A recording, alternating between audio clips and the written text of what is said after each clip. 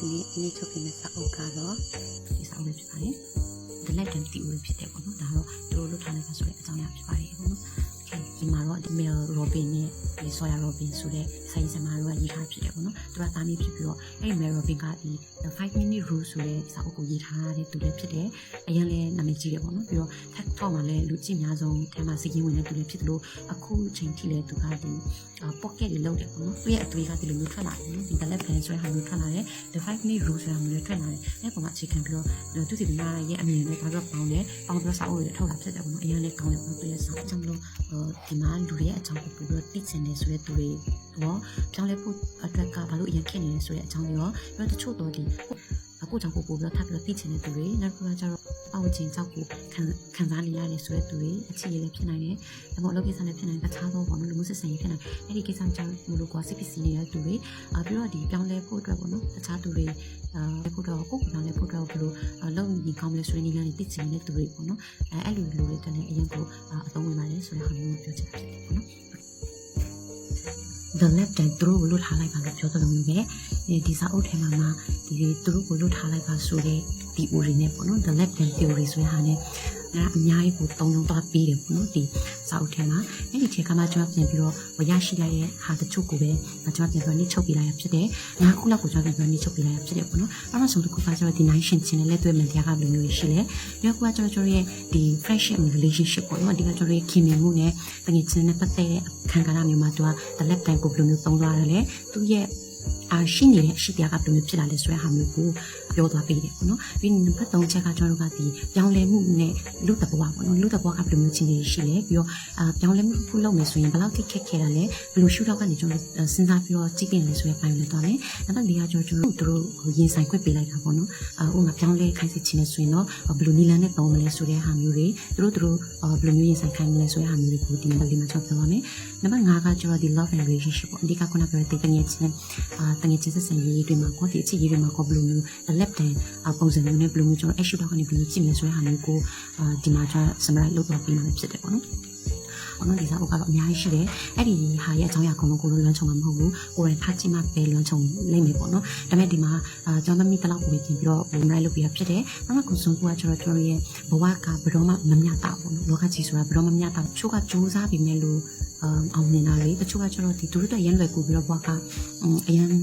အဆင်ပြေနေတဲ့ဟာမျိုးပေါ့နော်တယောက်ကအရင်ချမ်းသာပြီးတယောက်ကအရင်ဆင်ရတဲ့ဟာမျိုးတွေကျွန်တော်ကဘာကြီးမှလည်းတွေ့နိုင်တယ်ပေါ့နော်ဒီနောက်ပိုင်းဆိုရင်အဲ့ဒါတော့ကျွန်တော်ဘဝကဘရောမမမျှတဘူးဆိုတဲ့ဟာမျိုးကိုဖတ်ပြထားတယ်ဒီတစ်ခုကကျွန်တော်နိုင်ရှင်ချင်းပေါ့နော်နိုင်ရှင်ချင်းကိုဒီမှာ2မျိုးနဲ့ပြောပြထားတယ်ပထမတစ်မျိုးကကျွန်တော်ဒီ upward comparison နဲ့နောက်တစ်ခုက downward comparison ကိုပြောထားတယ်ပေါ့နော်အဲ့ဒါအထက်ကိုကြည့်ရတယ်အောက်ကိုကြည့်ရဖြစ်တယ်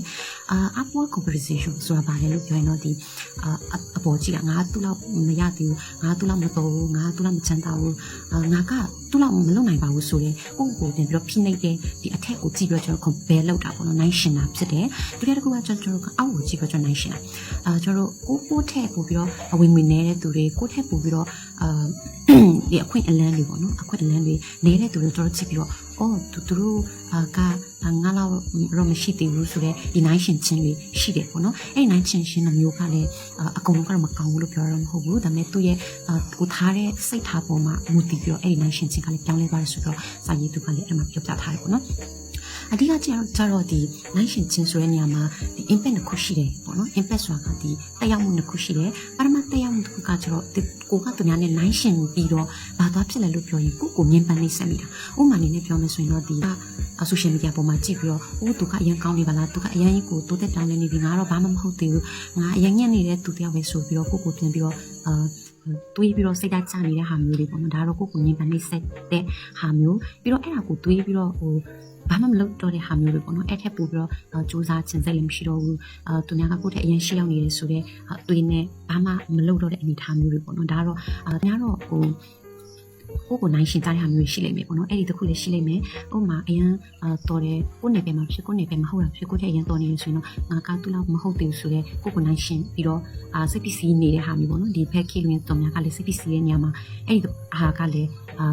အကြောင်းရင်းများစွာတရားတစ်ခုဖြစ်မယ်လို့ကျွန်တော်ယူဆတယ်ပေါ့နော်။ Okay ဒုတိယတစ်ခုကကျတော့ဒီနိုင်ရှင်ချင်းမှာနိုင်ရှင်မှုကိုစရာအနေနဲ့မြင်တာပေါ့နော်။ နိုင်ရှင်မှုကိုဆရာအနေနဲ့မြင်တယ်လို့ပြောတဲ့နေရာမှာဥပမာကိုကမလုံနိုင်သေးဘူးဒါပေမဲ့တရရောက်ကလုံလိုက်ပြီလို့ပြောရင်ဟုတ်ခင်ငါတော့မလုံနိုင်သေးဒါပေမဲ့သူတော့လုံလိုက်တယ်သူဘယ်လိုပုံစံနဲ့လုံလိုက်တာလဲဆိုတော့သူလုံသွားတဲ့အရာကိုကလမ်းကြောင်းအနေနဲ့မြင်တာအဲ့ဒါကိုကျွန်တော်ကနိုင်ရှင်မှုကိုဆရာအနေနဲ့တတ်မှတ်ပြီးတော့ဒီချက်ပို့လို့ကောင်းအောင်ဘယ်လိုလုပ်မလဲဆိုတဲ့သင်ခန်းစာကိုယူနိုင်တာကလည်းအဲ့ဒါနိုင်ရှင်ချင်းကနေထွက်လာတဲ့ရလဖြစ်တယ်နိုင်ရှင်ကတော့တူပဲဒါပေမဲ့လို့ထွက်လာတဲ့ရလကအကွဲပြားသွားတဲ့ပုံမှာဒီ impact ဆိုတဲ့ခုနပြောတဲ့ကိုကိုငင်းပန်းနစ်ဆက်မိတဲ့နိုင်ရှင်မှုဖြစ်တာလားဒါမှမဟုတ်ရင်အဲ့နိုင်ရှင်မှုကိုဆရာအနေနဲ့တတ်မှတ်ပြီးတော့လုပ်နေတဲ့သင်ခန်းစာယူတဲ့အပိုင်းကိုပြောတာလားဆိုတဲ့ဟာမျိုးကိုလည်းဖော်ပြပေးထားတယ်ပေါ့နော်အဓိကစာအုပ်ထဲမှာပြောထားတာကဒီစာရေးဆရာရဲ့တငယ်ချင်းတယောက်ရှိတယ်အဲ့တငယ်ချင်းတယောက်ကလည်းဒီ design အိမ်ဒီ design ဆိုတဲ့နေရာမှာအရင်တော်တယ်အဲ့တော့တခြားသူတွေကသူဘေးအိမ်ကိုပို့ပြီးတော့တတိထားမိလာတယ်။အိုးသူအရင်တော်တာပါလားဆိုတဲ့ပုံစံမျိုးတွေပြောတဲ့ဟာမျိုးတွေသူ့ဘာမှပြထားရရှိတယ်။စာရေးဆရာမရဲ့တငယ်ချင်းကသူအရင်တော်တယ်ဒါပေမဲ့မချပြတဲ့အတွက်ကြောင့်မလို့ဒီလိုလမ်းကြောင်းရှိရဆိုလည်းသူသိတယ်။လုံမယ်ဆိုတဲ့ဟာမျိုးသူကောင်းထဲမှာအမြဲတမ်းစဉ်းစားတယ်ဒါပေမဲ့မလုပ်ဖြစ်ဘူးပေါ့နော်။ဒါပေမဲ့ဘေးအိမ်ကတော့ခုနပြောတဲ့ဒီစကီကတော့သူကမရှိဘူးဒါပေမဲ့လုံလာတဲ့ပုံမှာသူကမကြည့်မနိုင်ဖြစ်တယ်သူကအရင်လုံနိုင်ပြီမဲ့ဘာလို့လို့ချပြလဲငါလုံနိုင်တယ်ဆိုတဲ့ပုံစံမျိုးတွေပေါ့နော်အဲ့လိုတွေလည်းသူနိုင်ရှင်မှုတွေလုပ်တဲ့ဟာမျိုးတွေပေါ့နော်အဓိကကျတော့ခုနပြောတဲ့ပထမဆုံးမေရဲ့တငယ်ချင်းရဲ့ပထမဆုံးနိုင်ရှင်မှုကကိုကိုငင်းပန်းနှိမ့်ဆက်တဲ့နိုင်ရှင်မှုမျိုးနဲ့ပေါ့နော်တော်တော်စိတ်ဓာတ်ချသွားတဲ့အနေထားမျိုးဖြစ်တယ်သို့တော်မေနဲ့စကားပြောလိုက်မိတဲ့အချိန်မှာမေကသူ့ကိုဘာပြောလဲလို့ပြောရင်ကမလုံမယ်လို့ကိုဖက်ကနေလို့စဉ်းစားတယ်မလုပ်ဖြစ်တဲ့အရာကိုဘေးအိမ်ကလုံတယ်ဆိုတဲ့ပုံမှာသူ့ရဲ့တငယ်ချင်းကအိုးဒါလေးတော့မှလုံလို့ရပါလားဒါလေးဒီလိုပုံစံနဲ့လည်းလုံသွားလို့ရပါလားဆိုတဲ့အရေးကြီးတဲ့သင်ခန်းစာတစ်ခုအနေနဲ့ကျွန်တော်တို့မြင်ရမယ်ဆိုတဲ့ဟာမျိုးကိုသူတငယ်ချင်းသူအကြံပေးတဲ့ဟာမျိုးတွေလုပ်တယ်ပေါ့နော်ကျွန်တော်ရဲ့ဒီနေ့စဉ်ဘဝမှာဆိုရင်အဲ့ဒီခုကအရန်ကိုရေးကြီးတယ်ပေါ့နော်ကျွန်တော်တို့ကနိုင်ရှင်တာကတော့အတူတူတယ်ဒါပေမဲ့ခုနကပြောသူမျိုးရလာပုံမှာကျွန်တော်ကြည့်ပြီးတော့ဘာလို့ကွဲပြားသွားလို့ပြောရင်တချို့တို့သူတွေကနိုင်ရှင်မှုကိုကျွန်တော်ဆရာအနေနဲ့မြင်တယ်တချို့တို့သူတွေကနိုင်ရှင်မှုကိုငင်းပန်းနှိမ့်ဆက်ခြင်းနေနဲ့ကျွန်တော်ကိုမြင်တဲ့အရာမျိုးလည်းအများကြီးရှိတယ်ပေါ့နော်အဲ့ဒါကလည်းခုကိလူငယ်လည်းအများကြီးကြုံရတဲ့အခမ်းအနားမျိုးလေးဖြစ်လိမ့်မယ်ပေါ့နော်โอเคနောက်တစ်ခုကကျွန်တော်တွေးခေါ်ပြောင်းလဲတဲ့ညမှာပေါ့နော်ပြောင်းလဲလို့မရတဲ့နိုင်ရှင်မှုမျိုးတွေတချို့ကနိုင်ရှင်တက်တယ်ဆိုတာမျိုးလေးစာရေးဆရာမကဖော်ပြထားလိုက်ပေါ့နော်အမှန်အနေနဲ့ပြောမယ်ဆိုရင်တော့ဒီရုပ်လာတာသူကရုပ်ပူလာတယ်ငါမလာဘူးသူကမျက်လုံးဝိုင်းနဲ့ငါတော့မလာဘူးမျက်ရည်မပါဘူးဆိုတဲ့ဟာမျိုးတွေပေါ့နော်တချို့တော့ຢာတွေကကိုကအခုခေတ်တော့ပြောင်းလဲလို့ရတယ်ဆိုပေမဲ့ပေါ့နော်တချို့တော့ຢာတွေကဒီပြောင်းလဲလို့မရတဲ့အပေါ်မှာကျွန်တော်တို့ကပြောင်းလဲအဲ့ဒီပုံမှာကျွန်တော်ဆက်ပြနိုင်ရှင်တော့တည်ချတယ်။ Internet ဆက်တဲ့ strike တွေလည်းကျွန်တော်ရလိမ့်မယ်ပေါ့နော်။ဒါပေမဲ့လို့ခုနပြောတဲ့ဒီသင်ခန်းစာတစ်ခုအနေနဲ့ယူလို့မရတဲ့အခန်းကဏ္ဍတွေလည်းရှိတယ်။ကျွန်တော်ပြောင်းလို့မရဘူးဆိုတဲ့အတွက်ကြောင့်မလို့ပေါ့နော်။ဒါပေမဲ့အဲ့ဒီပုံမှာကျွန်တော် mindset ပြောင်းဖို့လိုတယ်။ဘာလို့လို့လဲလို့ပြောရင်ပထမဆုံးအနေနဲ့ကကျွန်တော်လက်ခံတတ်ဖို့တော့တင်ရမယ်ပေါ့နော်။ပြောင်းလဲလို့မရတဲ့ပုံမှာကျွန်တော်လက်ခံတတ်ဖို့လိုအပ်တယ်။အဲ့ဒီပုံမှာကျွန်တော်ဆက်ပြနိုင်ရှင်မယ်ဆိုရင်ကျွန်တော်ကိုပြန်ပြီးတော့Internet ဆက်တဲ့အတူတူပါပဲပေါ့နော်။နောက်တစ်ခုကကျွန်တော်ကလည်းလို့ပြောရင်အဲ့ဒီပြောင်းလဲလို့မရတဲ့ပုံမှာပေါ့တချို့ကပြောင်းလဲလို့ရတဲ့ပုံမှာဆိုရင်တော့မ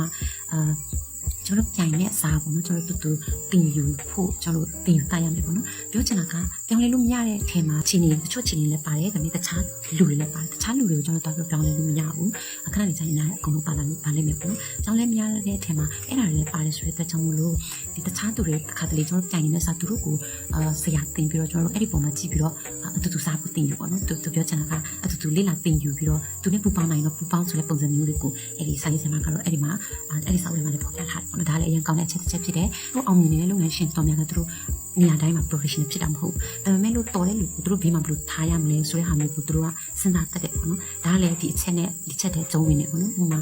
သူတို့ကိုကျွန်တော်ကအရင်တော်လို့ငါဘေးမှာမထားဘူးငါနေရာလူမှာဆိုလို့ဆိုတဲ့ဟာမျိုးထက်ဆိုင်ရင်အဲ့ဒီလူတွေကိုကျွန်တော်ဘေးမှာထားပြီးတော့ဘယ်လိုမျိုးစီမံလို့ရမလဲဆိုတဲ့ပုံစံမျိုးတွေနဲ့ကျွန်တော်ဆက်ပြီးတော့သွားနိုင်တော့ကောင်းတယ်ဆိုတဲ့ဟာမျိုးပေါ့နော်။ဒါတော့ကျွန်တော်ဘက်ကနေစဉ်းစားမိတဲ့ဟာမျိုးဖြစ်တယ်။အခုကကျွန်တော်ဒီတခြားသူတွေရဲ့အောင်မြင်မှုကကိုယ့်အတွက် breakthrough ဖြစ်သွားတာ။ခုနမေရဲ့တငယ်ချင်းလိုမျိုးပဲတခြားသူတွေရဲ့အောင်မြင်မှုကသူတို့ကြရှုံမှုလို့မြင်တာထက်ပေါ့နော်တခြားသူတွေရဲ့အောင်မြင်မှုဟာကိုယ့်အတွက်က breakthrough ဆိုတာက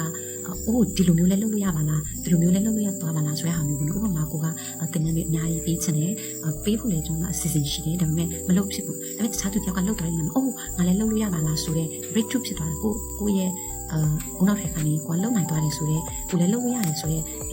စဉ်းစားချက်ကို mindset တွေကနေဝင်လာတဲ့ဟာမျိုးဒါလည်းတခြားသူတယောက်ရဲ့အောင်မြင်မှုကကိုယ့်အတွက် breakthrough အနေနဲ့ဖြစ်သွားနိုင်တယ်မလုပ်နိုင်ဘူးလို့ကိုထင်ထားတဲ့အရာတွေတော့မှသူများလည်းလုပ်နိုင်မယ်ဆိုရင်တော့ကိုလည်းလုပ်နိုင်တယ်ဆိုတဲ့ mindset မျိုးနဲ့ကိုယ့်အတွက်လမ်းပြမြေပုံရတယ်ဆိုတဲ့ဟာမျိုးလည်းကျွန်တော်တို့စိတ်ထဲမှာစဉ်းစားလို့ရတယ်ဒါလည်းခုနပြောသလိုပဲနိုင်ရှင်မှုကိုဆရာအနေနဲ့မြင်လိုက်တာတခြားသူရဲ့အောင်မြင်မှုကိုကိုယ့်အတွက်ကြရှုံမှုလို့မမြင်ဘဲနဲ့တခြားသူရဲ့အောင်မြင်မှုဟာကိုယ့်အတွက်ကလမ်းပြမြေပုံဖြစ်တယ်ဆိုတဲ့ဟာမျိုးကိုပြန်ပြောမြင်တဲ့အပိုင်းပြောတာဖြစ်တယ်ပေါ့နော်နောက်တစ်ခုကကျွန်တော်တို့ကမနာလို့စိတ်ပေါ့ မနာလိုစိတ်ဆိုတာကဒီအနာဂတ်ကနေလာတဲ့ဖိတ်ခေါ်မှုတစ်ခုပဲ။ဥပမာခုနတစ်ခုပဲကျွန်တော်ပြန်ပြီးစဉ်းစားကြည့်မယ်ပေါ့နော်။တရရောက်ကကိုလုံးမယ်ကိုလုံးဖို့ရှိမယ်ဆိုတဲ့ဟာမျိုးကိုဒါမှမဟုတ်ကိုမလုံးနိုင်ဘူးစဉ်းစားထားရတယ်